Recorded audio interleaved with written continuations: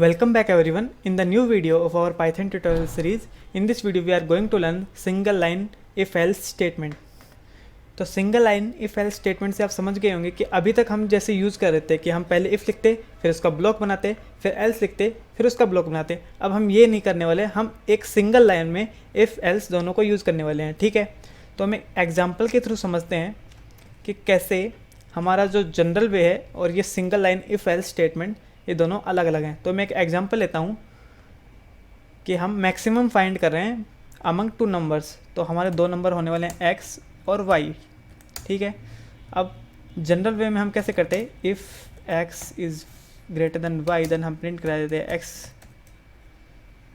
Print हो जाता है x, एल्स में हम डाल देते हैं प्रिंट y के लिए। ठीक है, अब इसको स्टेटमेंट को रन कराते हैं तो हमें दे देता आउटपुट 7 कि 7 इज़ द ग्रेटेस्ट। ठीक है, अब यही चीज़ हम single line if else statement से कैसे करते हैं वो देखिएगा। हम एक वेरिएबल लेते हैं g जो कि बताएगा ग्रेटेस्ट नंबर को, उसमें लिखेंगे x, कब, if x is greater than y else y। तो अब इसको समझिएगा, बहुत ही सिंपल है कि ये बोल रहा है कि g के अंदर जाए x की वैल्यू कब, जब x ग्रेटर देन हो y से, यानी इफ़ x की value is greater than y की वैल्यू देन g के अंदर रिटर्न हो x की वैल्यू। एल्स अगर ये कंडीशन ट्रू नहीं है, आगे ये कंडीशन हो जाती है फॉल्स, तो क्या हो, तो g के अंदर चली जाए y की वैल्यू। ठीक है, तो ये है single line if else statement.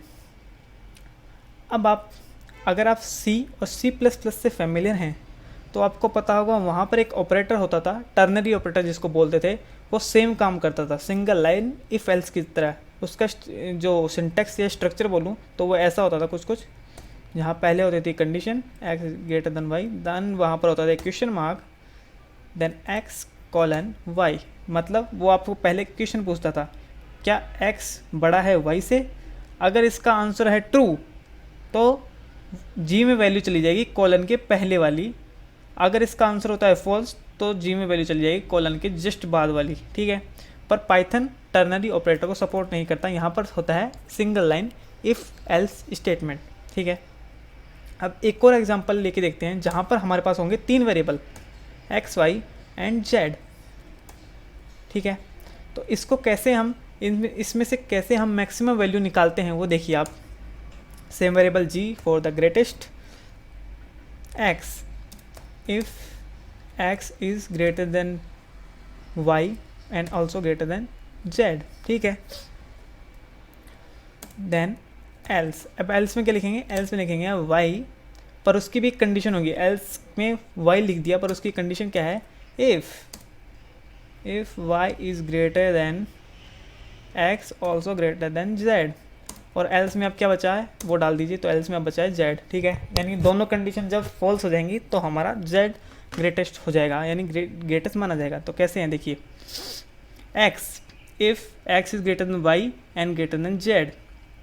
ठीक है, x greater than y greater than z, तो ये होगी x की, अगर ये कंडीशन ट्रू होती है तो g में वैल्यू जाएगी x की। else में हमने दिखाया y, पर इसके पास हमारे पास y के अलावा z भी है, तो हमें इसके लिए भी एक कंडीशन देनी होगी। तो y के लिए क्या कंडीशन है, if y is greater then x and z, और else में अब हमारे पास जो बचा है z वो डाल दीजिए। ठीक है, तो इसका आउटपुट देखते हैं क्या आता है। तो आप सरप्राइज़ तो होने वाले हैं। इसका आउटपुट मैंने प्रिंट कर देता हूँ पहले, प्रिंट z, इसका आउटपुट आया 7। अब आपको एक छोटी सी चीज़ बताऊँगा वो देखिएगा इसके अंदर। अभी ये आंसर आपका सही आ रहा है, पर जैसे ही आपने किया y की वैल्यू z से छोटी कर दीजिए आप, अब ग्रेटेस्ट है x की वैल्यू, पर आउटपुट आपके आने वाला है 4। अब ये क्यों आया वो उसको समझने के लिए आप यहाँ देखिए कंडीशन में।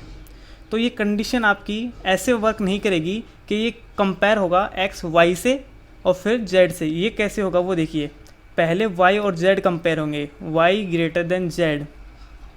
तो पहले तो यहाँ पर वैल्यू थी से कुछ 5 थी, यानी z से बड़ी वैल्यू थी, तो आपका आउटपुट सही आ रहा था। पर अभी वैल्यू है y में 3 और z में 4, यानी कंडीशन यहाँ पर फॉल्स हो चुकी है।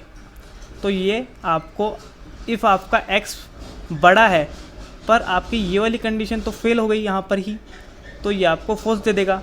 ये जाएगा एल्स में क्या है, पहले x कंपेयर होगा z से, x कंपेयर हो रहा है z से, ट्रू, देन y कंपेयर होगा x से, तो y में है छोटी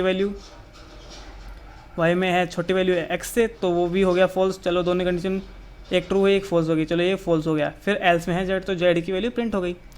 तो अगर आपको 3 वेरिएबल यूज़ करने हैं मैक्सिमम फाइंड करने के लिए, तो आप क्या करेंगे, उसमें बस आपको एक सिंपल सा चेंज करना होगा, आपको लगा देना होगा एंड बीच में, और आपको लगा देना है फिर x greater than y and x greater then z। ऐसा ही आप करेंगे यहाँ पर, y greater than x and y greater than z and else में आपका z रहेगा। ठीक है, अब आपकी इसको प्रिंट कराएंगे तो आपको एक्यूरेट वैल्यू, एग्जैक्ट आंसर मिलने वाला है।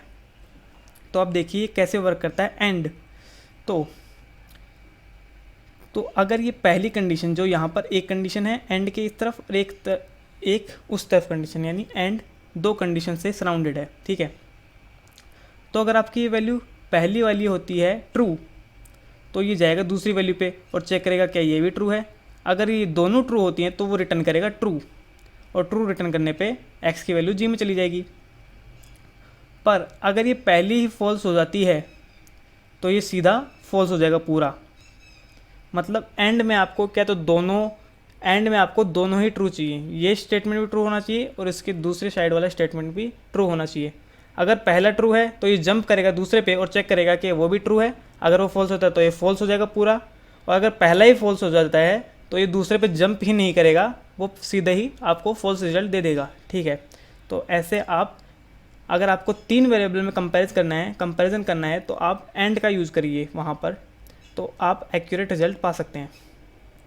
तो आज की वीडियो के लिए इतना ही। अगर आपको ये वीडियो पसंद आया तो वीडियो कीजिए लाइक, चैनल को कीजिए सब्सक्राइब, और मेरा इंस्टाग्राम को भी आप फॉलो कर सकते हैं जो कि लिंक है आपके डिस्क्रिप्शन में। Thank you.